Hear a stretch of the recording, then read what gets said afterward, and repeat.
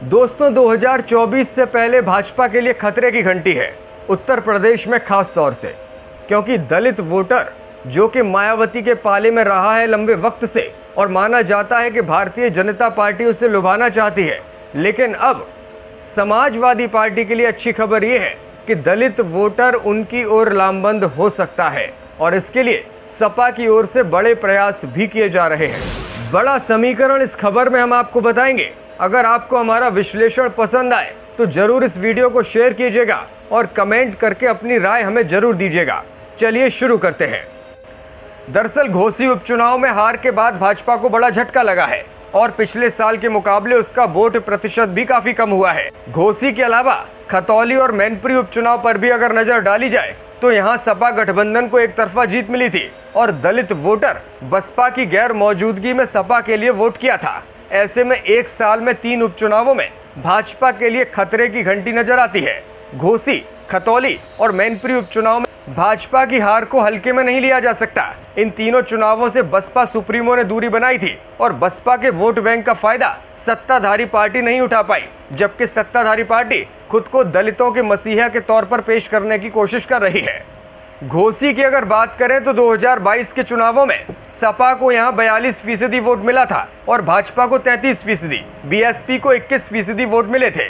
लेकिन उपचुनाव में यहां सपा के प्रत्याशी सुधाकर सिंह को 57% वोट मिल गया, जबकि 19% यहां पर दलित मतदाता है, यानी कि सीधा फायदा दलित वोटर्स का सपा के पक्ष में लामबंद हुआ है। यहाँ अधिकांश जाटव वोटर हैं दलितों में। इसका मतलब कि मायावती का वोट मायावती की अनुपस्थिति में अब सपा को वोट देने के लिए तैयार है। इसी तरह अगर दिसंबर 2022 में खतौली उपचुनाव की बात करें तो यहाँ भी सपा और रालोद के गठबंधन के सामने भाजपा को हार मिली थी। ये सीट पहले भाजपा के खाते में थी और उस वक्त जब भाजपा यहाँ से जीती थी तो उसे 45% वोट मिले थे और राष्ट्रीय लोकदल को 38% वोट मिले थे। लेकिन जब यहाँ उपचुनाव हुआ तो 54% वोट राष्ट्रीय लोकदल को मिल गए, जबकि भाजपा को 41% वोट मिले। खास बात यह है कि खतौली में मुस्लिमों के बाद दूसरे नंबर पर दलित वोटर्स आते हैं। चंद्रशेखर आजाद का सपा के साथ में आ जाना निश्चित तौर पर दलित वोटर्स को सपा के साथ लामबंद कर सकता है और यही इस चुनाव में नजर आया था, क्योंकि खतौली में चंद्रशेखर आजाद ने खुलेआम सपा के पक्ष में वोट मांगे थे।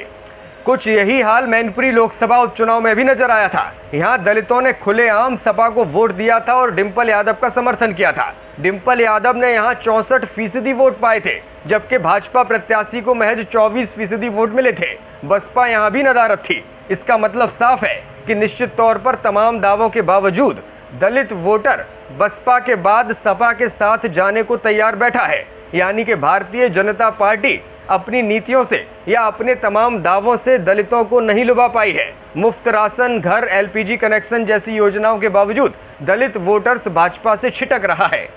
ऐसे में अगर दलित वोटर 2024 के लोकसभा चुनाव में मायावती का साथ छोड़कर ऐसी सीटों पर जहां सपा मजबूत स्थिति में हो उनका समर्थन कर देती है और दलित वोटर अगर आधा भी सपा के पक्ष में लामबंद हो जाता है तो इसका बहुत बड़ा नुकसान भाजपा को हो सकता है। और जब सीटों की अपेक्षा इसकी बात की जाएगी तो कई सीटों में इतना स्विंग नजर आएगा, परिवर्तन नजर आएगा कि परिणामों में साफ तौर से वो परिलक्षित होगा और इसका सीधा फायदा इंडिया गठबंधन को होगा। भारतीय जनता पार्टी के लिए यही टेंशन की बात है कि वो दलित वोटर को कैसे अपने साथ सहेज कर रखे।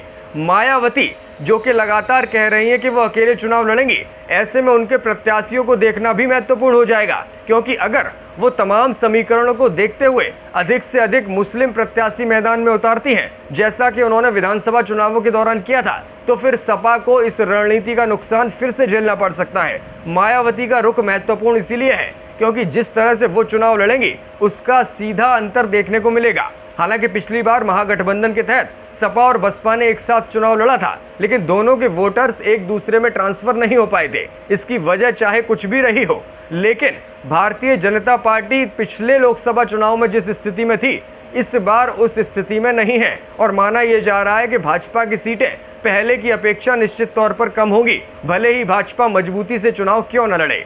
खैर जो भी हो, 2024 का चुनाव दिलचस्प तो हो ही चुका है। रणनीति जिस तरह से इंडिया गठबंधन की ओर से तैयार की जा रही है उससे इतना तो लगता है कि ये चुनाव हल्का नहीं होगा, एक तरफा नहीं होगा, फाइट तो जरूर भारतीय जनता पार्टी को मिलेगी और फिर नतीजे जिस ओर भी झुकेंगे वो जनता के हाथ में है कि किस तरफ जनता का रुझान जाता है और सत्ता पर फिर कौन काबिज होता है।